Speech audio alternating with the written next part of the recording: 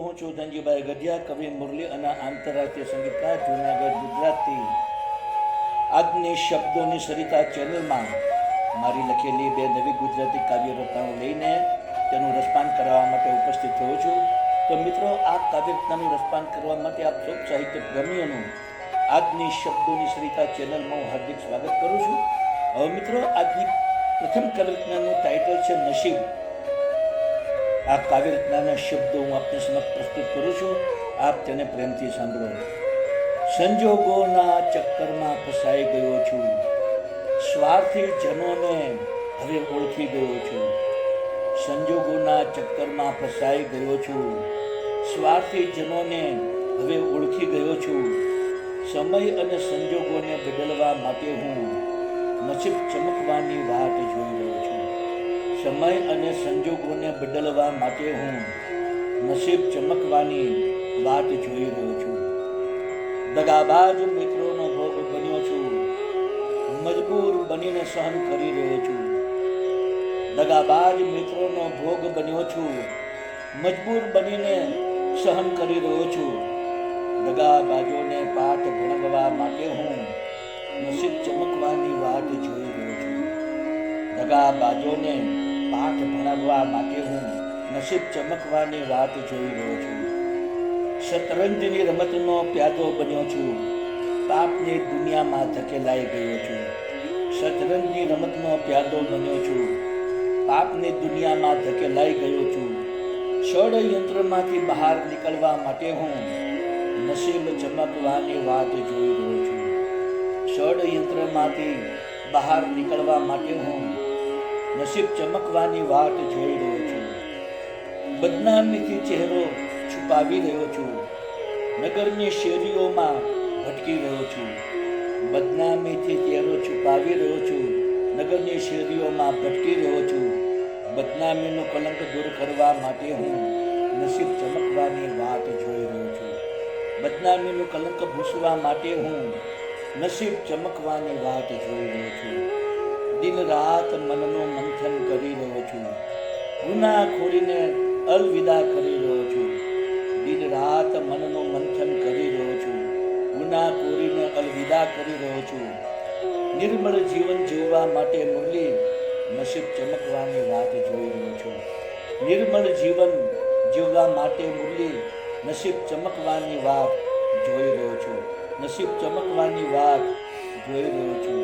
નસીબ ચમકવાની વાત જોઈ રહ્યો છું.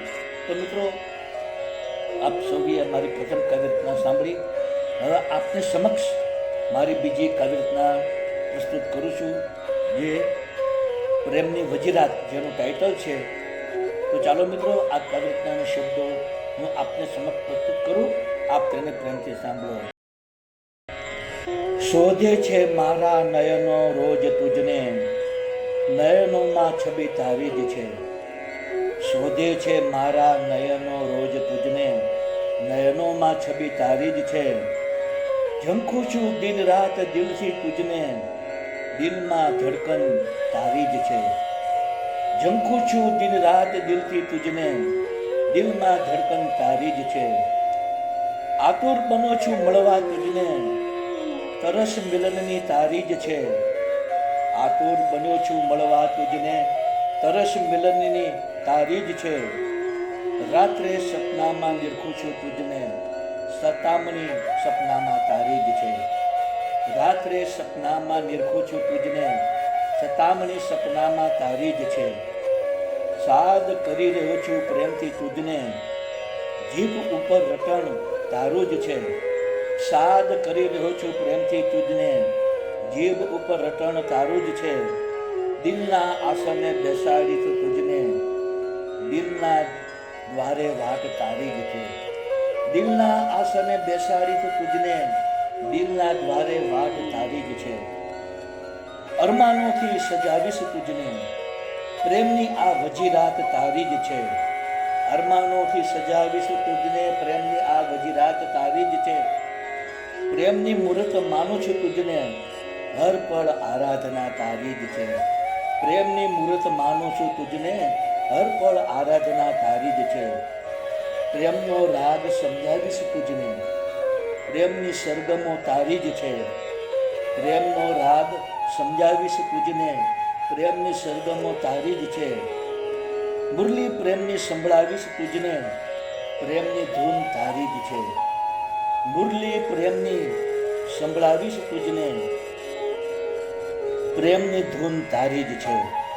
મુરલી પ્રેમની સંભળાવીશ તુજને, પ્રેમની ધૂન તારી જ છે.